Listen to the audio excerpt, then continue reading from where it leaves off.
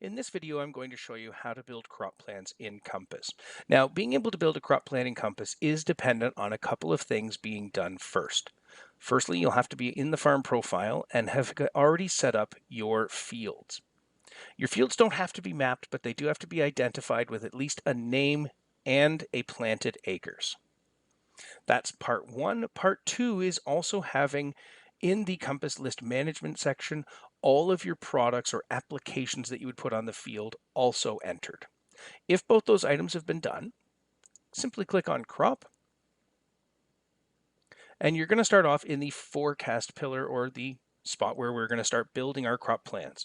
So right up at the top, we're just going to click the add new button. And right off the top, Compass is going to ask you a couple of things. Give it a plan name. This is so you can easily identify it in the menu. Okay, select your growing season.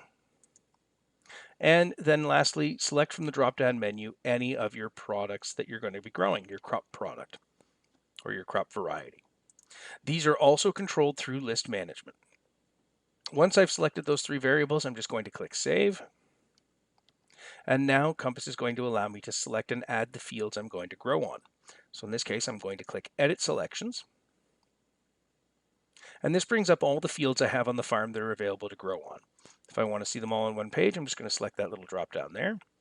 And now I'm going to pick all the fields I'm going to grow this cowboy barley on. In this case, these top 6 fields.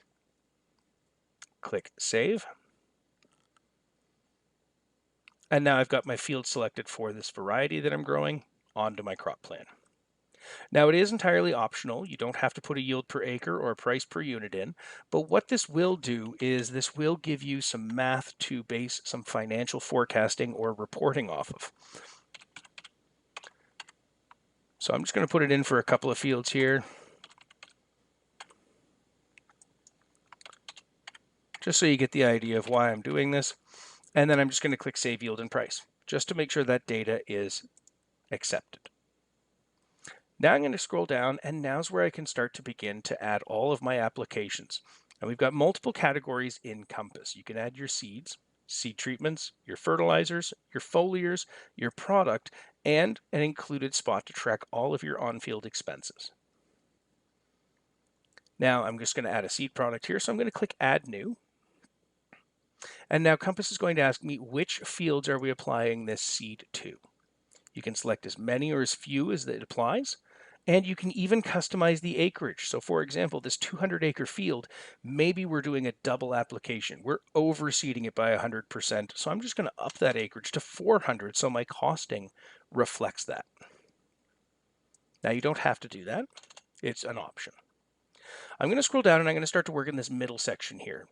So when we added products, we added item type categories, and that's where these play in. I'm just going to pick the category of item it is that I'm applying. And now that's going to isolate out all the products that fit the category of seed. And I'm just going to select which one I'm going to be applying. I can identify whether this is a new purchase or existing stock. New purchase means it's going to not pull from my existing stock. If I select existing stock, any I have already existing in Compass, it's going to pull from that amount.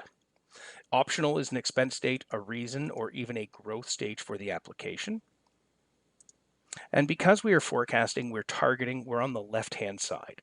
So we're just going to select our potential apply date, unit of measure based on the product, how many acres per bag or bag per acres we want to use, and the price per bag. If I didn't already have it added to my product in list management, I could manually enter it here.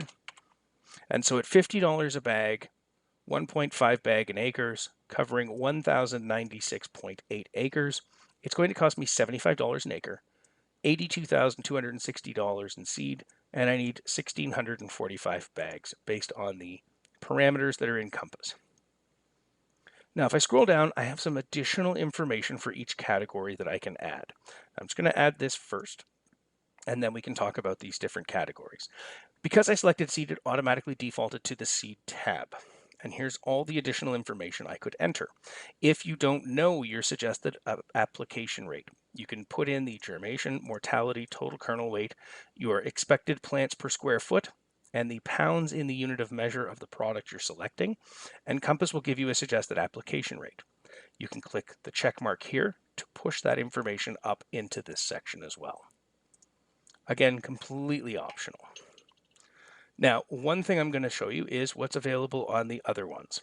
So under this tab, there's seed treatment. There's also fertilizer, foliar, and product. Lots of additional information you can enter. Whichever tab happens to be selected when I click submit and save is where that product will end up.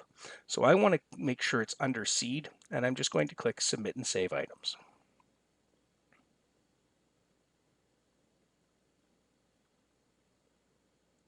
And when we scroll down, we can see that application has been added to the crop plan. It will be exactly the same for seed treatments, fertilizer, foliar, and product to add to the crop plan. Now, expenses can also be added to your crop plan, so I'm just going to simply click Add New. Select the fields these expenses apply to. And the first one you see here is type is expense. This is a customizable menu, again, from List Management, where you can dial into exactly the expense you want to track and put your target cost per acre or overall target expense down below. Now, if I change this from expense to equipment, if you'll remember from your training on the farm pillar, you can add your pieces of equipment and track their running cost per acre. My combine just happens to cost $22 an acre to run, so when I select it as an expense, it knows $22 an acre times 1,096 acres is $24,000 total. If I did 4 passes with my combine, the individual expense stays the same, but my overall final targets change.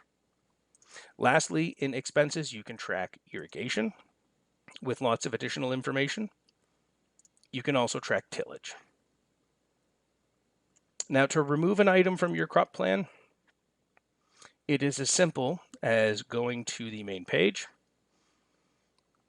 If you want to delete multiples, simply click in the checkboxes and click the red X.